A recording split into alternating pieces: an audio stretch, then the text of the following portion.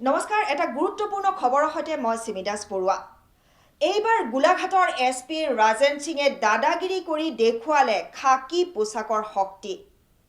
SP গৰাকীক লাগে হাতী সাফাৰীৰ সুবিধা কাজিৰঙাত হাতী সাফাৰী নিদিয়াৰ বাবে এছপি ৰাজেন সিঙে বন বিষয়াক নিখা ঘৰৰ পৰা উঠাই আনি এছপিৰ পাৱাৰ দেখুৱালে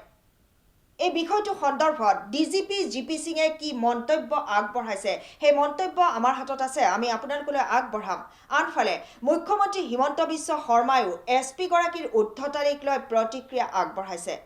আমি সবিশেষ জনাই যাবলৈ চেষ্টা কৰিছো এই মুহূৰ্তত এছজে নিউজৰ দৰ্শকসকলক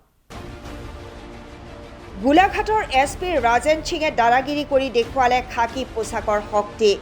এছপি গৰাকীক লাগে হাতী সাফাৰীৰ সুবিধা কাজিৰঙাত হাতী সাফাৰী নিদিয়াৰ বাবে এছপি ৰাজেন সিঙে বন বিষয়া তৰুণ গগৈক নিশা ঘৰৰ পৰা উঠাই আনি এছপিৰ পাৱাৰ দেখুৱালে গোলাঘাটৰ এছপি ৰাজেন সিঙৰ বিৰুদ্ধে বন বিষয়াৰ গুৰুতৰ অভিযোগ খাকি পোছাকৰ পাৱাৰ দেখুৱাই উদ্ধতালি কৰিলে এছপি ৰাজেন সিঙে আৰক্ষী অধীক্ষক গৰাকীৰ আত্মীয়ক কাজিৰঙাত হাতী সাফাৰী দিব নোৱাৰাৰ বাবে বন বিষয়াক দিলে ধমক কেৱল ধমক দিয়ে ক্ষান্ত নাথাকিল নিশা 11 বজাত টোপনিৰ পৰা উঠাই নিলে বন বিষয়া তৰুণ গগৈক বিষয়াগৰাকীক থানাতেই সুমুৱাই দিলে ৰাজেন সিঙৰ এই বিষয়টো চাই ল'ম বুলি মন্তব্য আগবঢ়াইছে মুখ্যমন্ত্ৰী হিমন্ত বিশ্ব শৰ্মাই আৰু ডিজিপি জিপি সিঙে এই বিষয়টো সন্দৰ্ভত কি কৈছে সেই মন্তব্য আমি আপোনালোকলৈ আগবঢ়াইছো দুই পক্ষৰ কথাটো শুনিব লাগিব যে কি হৈছে ঘটনাটো ৰাতিপুৱা মই আৰক্ষী অধীক্ষকক সুধিছোঁ আৰক্ষী অধীক্ষকে মোক কৈছে যে তেওঁ আৰক্ষী অধীক্ষকক মিছবিহেভ কৰা বুলি কৈছে কিন্তু পেপাৰত আৰু মিডিয়াত বেলেগ কথা ওলাইছে মই জিলা আয়ুক্ত ডাঙৰীয়াকো ৰিকুৱেষ্ট কৰিছোঁ যে ফেকচুৱেল পজিশ্যন যি হয়